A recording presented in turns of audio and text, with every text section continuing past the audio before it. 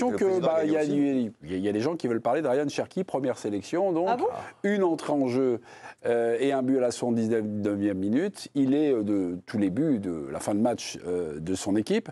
Alors cette première sélection, est-ce que c'est la vraie bonne nouvelle de la soirée pour les Bleus? Ryan Cherki, tant attendu, tant espéré. On y va, habillage à l'américaine. Mélisande, oui ou non? Oui. Ah oui. Monsieur Apadou. C'est un grand oui. Un grand oui. Stéphane? 1000 fois oui. 1000 fois oui. Non, cette question. Jérôme Arnaud. J'en vois pas d'autres. N'en voit pas d'autres. Ouais, bon, oui. Très surprenant cette question. C'est aussi du foot, c'est aussi voilà, c'est intéressant de parler de ce garçon-là. Ah ben oui, mais c'est pas ça la question. D'en parler, oui. Ouais. La question, il n'y a personne qui va te dire non. J'ai même rarement vu, j'ai pas dit jamais, mais rarement vu une entrée aussi lumineuse d'un joueur. D'accord. Franchement. Là, Je suis d'accord. c'était de la magie pure. On avait l'impression qu'il était sur une autre planète. Il voyait des choses que personne ne voyait. La passe là qui met en profondeur, Dembélé Non, voilà, avec le poteau de Dembélé. Et franchement, non, mais pourtant nous on a le plan large. Je ne sais pas comment il a fait pour l'avoir lui sur le terrain avec tous les obstacles. C'est lumineux ce qu'il a fait. Bon, alors, je parle même pas de sa volée, enfin de sa reprise, son contrôle. Frappe. Il se la lève pas volontairement. Hein Franchement. Je suis pas sûr. Je me demande si. Après, ça, je suis pas sûr. Avec lui, on va Avec savoir. lui, Mais c'est quoi c'est fabuleux au niveau de l'efficacité et au niveau esthétique, parce qu'il y a un peu de ça aussi. C'est-à-dire que moi, j'étais sous le charme complet de ce qu'il faisait. Ouais, exactement. Que personne ne. Là voilà. J'ai l'impression de voir un magicien. D'un tennisman, on dit la géométrie du cours. Lui, il a la géométrie du terrain. Lui. Tac. Non, mais c'est incroyable. Ouais, peut-être raison, hein. Peut-être qu'il. Pourquoi vous me dites que c'est volontaire? C'est volontaire pour moi. Mais Non, Dave vient de dire, il rate son contrôle. parce qu'en fait, il rate son contrôle. Et Big Chente, et les copains TF1, ils disent aussi, il rate son contrôle. Ouais. Moi, je pense qu'il se la monte. Oui, parce qu'en fait, elle touche à peine le sol, il se la met. Je sais pas. Parce qu'elle est haute un peu déjà. Il vient avec un rebond, il a un rebond, je pense qu'il veut exactement faire ça. Ouais, lui, il est capable. C'est-à-dire qu'il peut imaginer. Lui, il peut imaginer ça, oui, ça c'est sûr. Juste, je remets dans le contexte du match. Oui. C'est un match complètement fou, un peu débridé. Oui. Donc là, une entrée en lice si remarquable, est-ce que c'est aussi à expliquer finalement pourquoi une entrée tellement réussie? Parce que finalement le match était un peu box-to-box. Le côté débridé, il lui doit aussi, parce qu'il rentre à 5-1 quand même. 5-1, c'est ça? 4-1. 4-5. Ah oui? Pour moi, c'est 4-1. C'est 4-1, 4-1, 4-1. Parce qu'Mbappé vient de marquer. Il rentre à 4-1, donc on peut aussi se dire il rentre dans les pires conditions possibles, il aurait pu être transparent, machin. Bon voilà, on serait passé à autre chose, on aurait dit bah voilà, il est rentré. Donc non, il a saisi, il avait un rendez-vous, il avait envie de marquer les esprits par son entrée. Mais quand il rentre, moi je me dis mais quel cadeau empoisonné ça. Pour une première, je me dis mais quel traquenard. Au moment où il rentre, il se passe plus rien dans le match. Autant il y a eu, Dave l'a dit, entre la 45e et la 55e, ou la 50, 10 minutes pas trop mal au retour des vestiaires, mais à 4-1 quand il rentre, il se passe plus rien. Et là je me dis mais un joueur comme ça. Et comme t'es pas loin de la Bérésina quand même, parce qu'on se dit ça peut faire 5-1, 6-1, et que bon, il rentre dans ce truc-là, je dis pas que ça remet en cause, mais c'est vrai que c'est pas forcément un cadeau. Et lui, il en a fait quelque chose de complètement incroyable. Enfin, franchement, magique. Je reprends ce mot-là. Moi, j'ai vu de la magie dans ce coup d'œil. Il y avait un truc ce soir qu'on a quand même vu, c'était une constante du match. Il y avait du mouvement, il y avait du dynamisme, il y avait des courses de la part des Bleus et des joueurs offensifs. Donc ça l'a aussi aidé. Quoi. Parce que la passe lumineuse, elle est magique aussi, parce que Dembélé fait un sacré déplacement. Il ne peut pas faire ça, t'as raison. Didier Deschamps, sélectionneur au micro de Giovanni Castaldi. On y va. Bonsoir Didier, comment on sort de cette rencontre un petit peu folle? Est-ce qu'il y a des regrets? Est-ce qu'on est fier de la réaction? Un peu tous, un mélange de sentiments, bien évidemment. Déjà, on fait 20 très très bonnes premières minutes.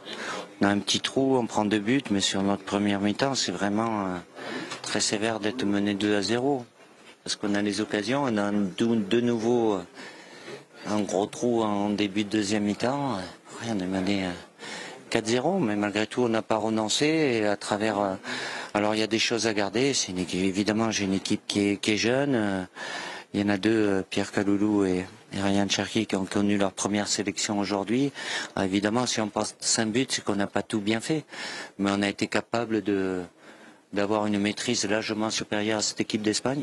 Et il y a peu d'équipes qui arrivent. Nous, on y est arrivés. On a eu énormément d'occasions, beaucoup plus qu'eux. Situation aussi, même si ils avaient de la marge, mais ça tremblait jusqu'au bout. Donc c'est bien, ceux qui sont rentrés sont très bien rentrés aussi, mais évidemment, il y a des choses à corriger, mais c'est des choses qui vont nous servir parce que quand il y a cette qualité-là en face, on est puni aussi. Après, je peux pas claquer des doigts non plus quand vous avez des joueurs qui ont l'habitude d'avoir des automatismes et de jouer ensemble.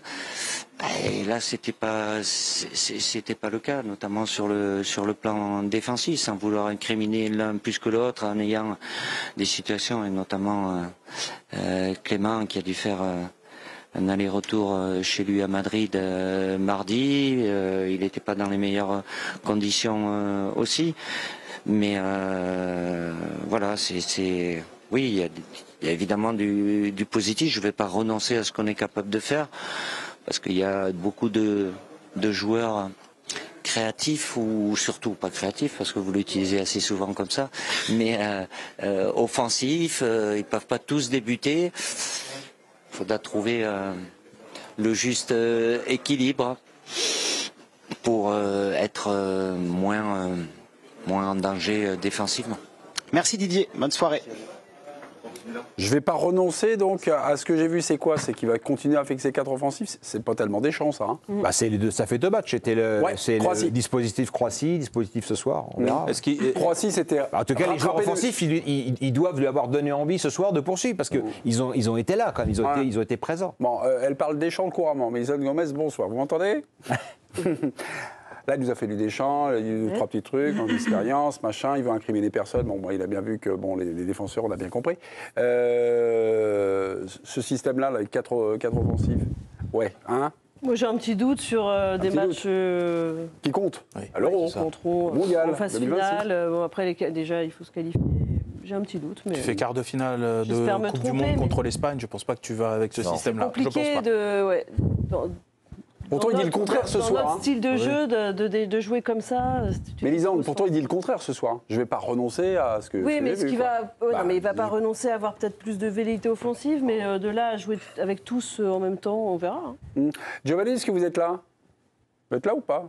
Court après les joueurs de l'équipe de France? Ah, bah il est là. Non? Il n'est pas là? On n'entend pas? C'est pas Giovanni. Ah, bah là, c'est pas Giovanni. C'est Giovanov, là. Non, je pense que Deschamps, il va surtout retenir qu'il a pris 5 buts aussi. Quoi. Oui, alors. Bah, à mon avis, c'est ça qui retient dans l'ADN de. Vous êtes là, Giovanni? Je crois qu'il est revenu. Ouais. Giovanni, vous m'entendez?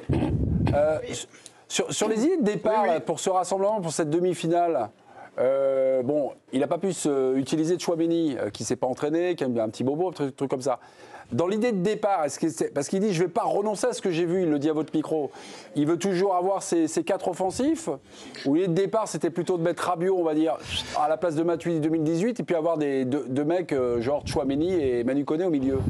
Et donc d'avoir que 3 attaquants, ou 3 offensifs.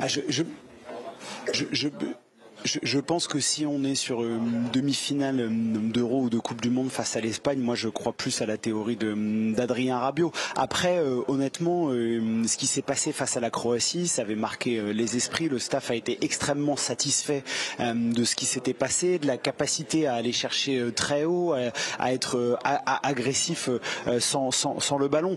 Donc peut-être que si Aurélien Tchouaméni avait été disponible, il aurait été associé au milieu de terrain. Après, sur les gros matchs en grande compète, moi je pense qu'on aurait vu Adrien Rabiot en haut à gauche.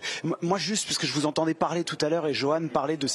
Là, ça serait trop facile de tomber sur les défenseurs. Honnêtement, en première période, l'Espagne a été très efficace, mais moi j'ai été frustré de la qualité du pressing tricolore ce soir. Si on regarde les 2 premiers buts, à chaque fois, Robin Lenormand par exemple, sur le premier but, il a le temps, il s'insère au milieu de terrain, Mbappé fait pas l'effort, le suit pas, et quand on laisse du temps à cette équipe espagnole de trouver l'intervalle, il y a la place. Sur le deuxième but, c'est Zubimendi qui redescend et Olysée et Mbappé sont passifs. Ça, moi, c'est des choses qui m'avaient agacé, que j'avais pas vu au Stade de France face à la Croatie notamment. Dans quelques minutes, quel est le but le plus con encaissé par les Bleus?